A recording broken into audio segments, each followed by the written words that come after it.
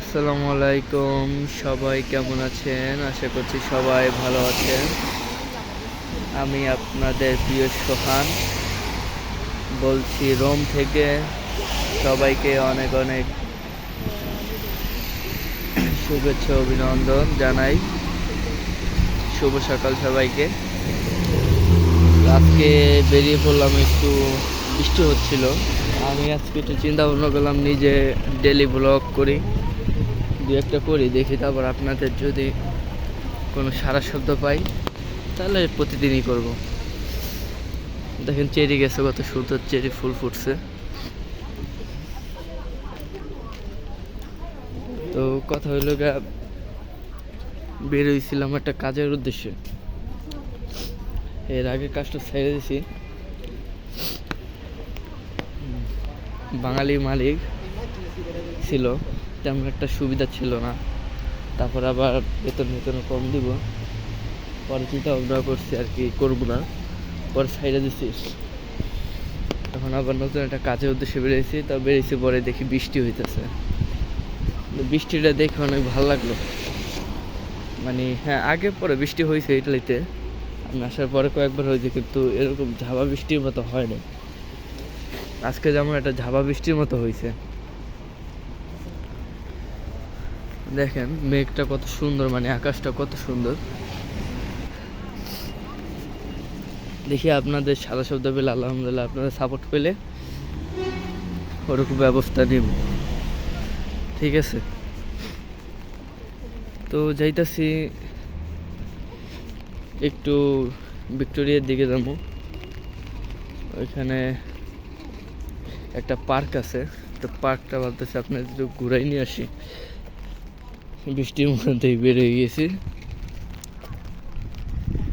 পার্কে ঘুরতে যাওয়ার জন্য। আর এখানে যে একটা দোকানে বাঙালি মালিকই, বাংলাদেশি ভাই, তার কাছে গেছিলাম। তারপর কথাবার্তা বললাম, নাম্বার টাম্বার রাখলো, ডকুমেন্টস রাখলো। এখন দেখি কি করে, এই দিকে যদি থাকে তাহলে হবে, না হলে আবার খুঁজতে হবে।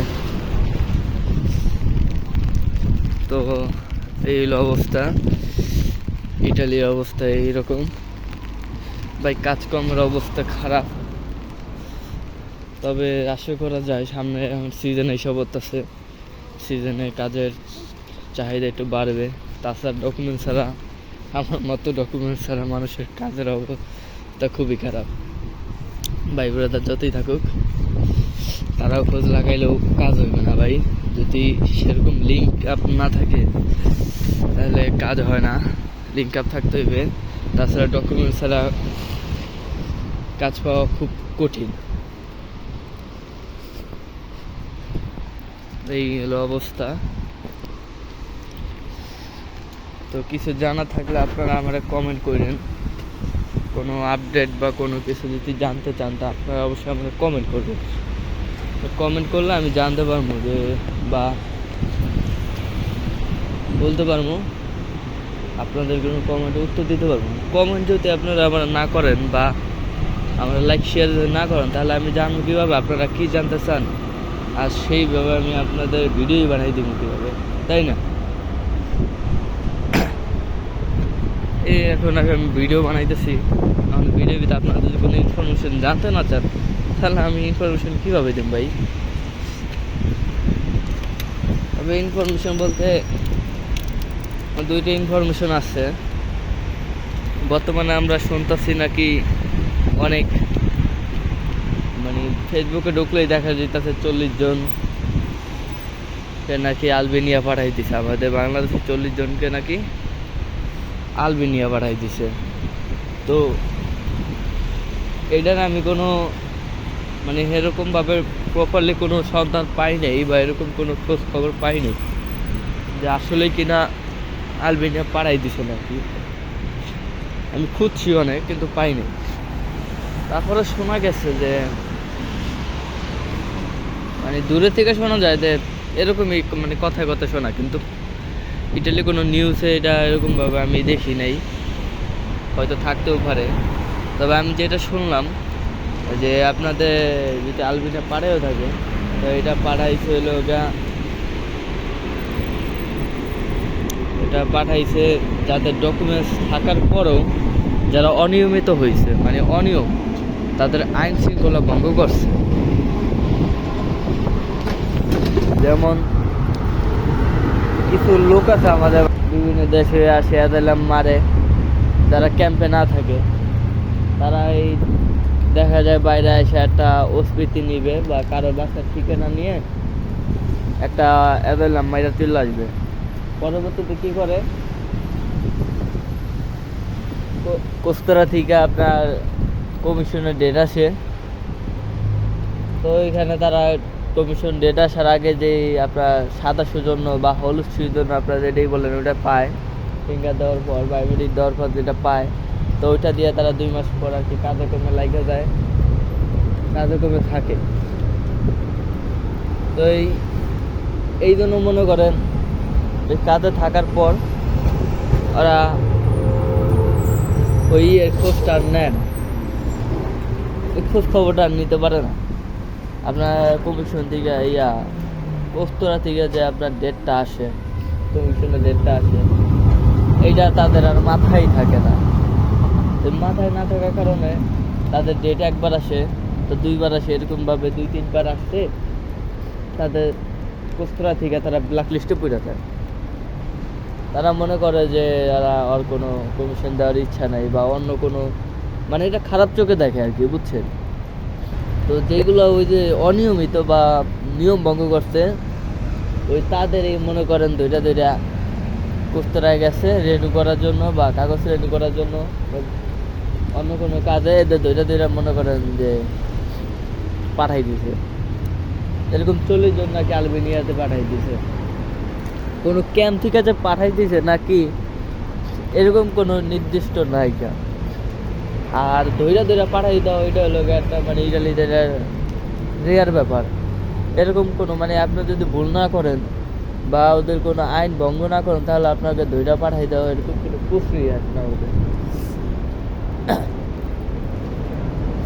যাই হোক, যদি এটা সত্যি হয় যে 40 জনকে আলবেনিয়া পাঠাই দিছে, তাহলে এটা আমাদের একটা খারাপ মানে সম্ভাবনা ইটালিতে।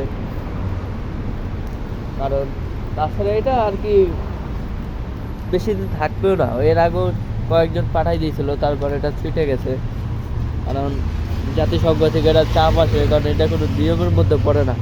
ইটালিতে এটা কোনো নিয়ম নাই যে একজন আসলে তারপর তাকে ওদের আলবেনিয়া পাঠাই দিবে বা অন্য দেশে বাসস্থানের ব্যবস্থা করে দিবে, এটা কোনো নিয়ম নেই। এটা জাতিসংঘ থেকেও কিছু চাপ আসে। তাছাড়া ইটালিতে কিছু অনেক আপনার মানবাধিকারের কিছু সংস্থা আছে, এরা প্রতিনিয়ত এটা নিয়ে মনে করেন আপনার করে, ওই আন্দোলন করে বা পার্লামেন্টে এটা নিয়ে একটা পাস জারি করে, একটা কমপ্লেন করে, পরবর্তীতে আবার এর আর কি একটু স্টপ হয়।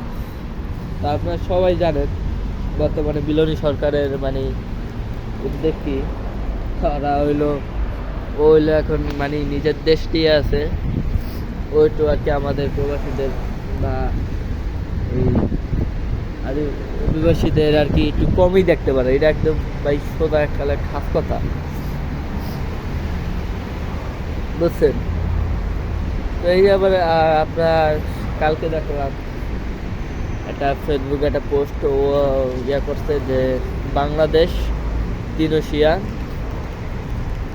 আর একটা কি জানি বললো, যাই হোক এই কয়টা আর কি আপনার নিরাপদ দেশের মধ্যে পড়ে,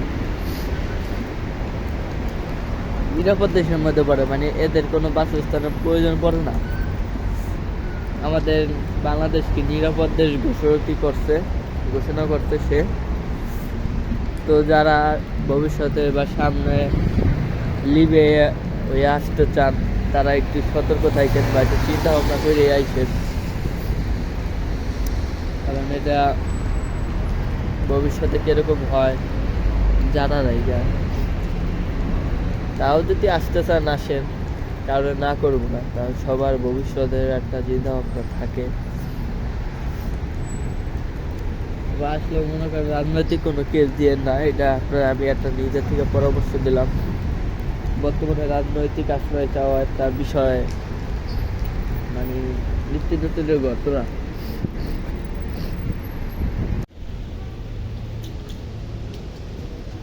তো যেটা বলতেছিলাম, পার্কে চলে আসছি, ভিক্টোরিয়া পার্কে। দেখেন পার্কটা আপনাদের দেখায় কত সুন্দর। তার সাথে আপনাদের ইনফরমেশনের কথা বলি। তো মিলনী সরকার যে ঘোষণাটা দিছে, বাংলাদেশ নিরাপদ দেশ, এই নিরাপদ দেশের নাকি কোনো আশ্রয় লাগে না, কোনো মানে আমাদের ইটালিতে কিছু বাঙালি ভাই ব্রাদার আছে, যারা এরা হলো হয়তো পুরানো লোক, তাদের মনে কর ডকুমেন্ট সব কিছু হয়ে গেছে। তাদের কথা কি বলবো, তারা হয়তো এটা মানে খারাপ মাইন্ডে নিয়েন না। আপনাদের যে বলি, আপনাদের হয়তো আপনাদের দিক দিয়ে আপনারা বলতেছেন আপনাদের ডকুমেন্টস হয়ে গেছে, সব কিছুই ঠিকঠাক, তো এখন আপনাদের তার সমস্যা নাই। এখন যারা নতুন আসবে তাদের একটা চিন্তা করেন, তারা আর কি আইসা কিভাবে আশ্রয় চাইবে বা কিভাবে কি চাইবে। ওই আপনার ইতিহাস ঘাটলে দেখা যাবে আপনিও কিন্তু ওই হাতে গোনা 2-4 জন হয়তো ভিসা নিয়ে আসছেন সঠিকভাবে, তারপর ভিসার মেয়াদ চলে যাওয়ার পর কিন্তু আপনারা কিন্তু ওই অ্যাজাইলামে মারছিলেন। এখন আপনারা মনে করেন বলতেছেন এই সিদ্ধান্ত এটা ভালো, বাঙালি নিরাপদ হয়েছে, অবৈধভাবে বাংলাদেশ থেকে মানুষ কেন আসবে, হ্যাঁ আসবে তেন আসে। মানে ভাই আপনারা যারা এই কথাগুলো বলেন, তারা আপনাদের অতীতটা একটু স্মরণ করেন। আপনারা কিভাবে আসছেন,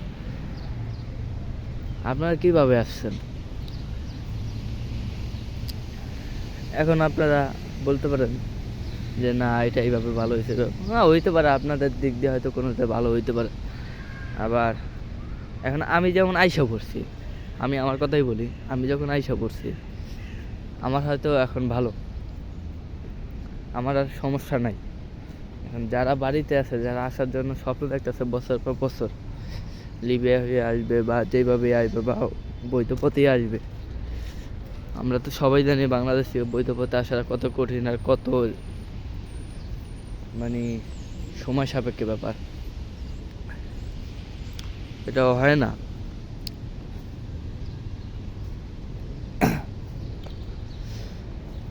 যাই হোক, এটা নিয়ে কথা বলা দরকার নাই। আপনারা এটা নিয়ে মানে বিস্তারিত আর কি অন্য ভিডিওতে কথা বল, মানে এটা আপাতত এখন স্টপ থাকি, কারণ ভিডিও বেশি বড় হয়ে গেলে আবার আপনাদের মানে মন খারাপ হয়ে যাবে, বোরিং হয়ে যাবে। আপনারা যদি জানতে চান এটা বিস্তারিত, তাহলে আপনারা আমার কমেন্ট করেন, আমি বিস্তারিত আবার বল, মানে কোনো সমস্যা নেই।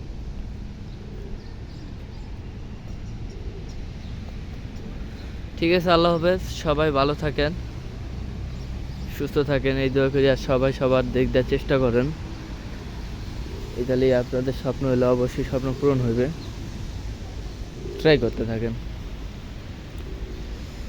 ধন্যবাদ সবাইকে দেখার জন্য, একটা সাবস্ক্রাইব করে দিন নতুন আমার চ্যানেলটা।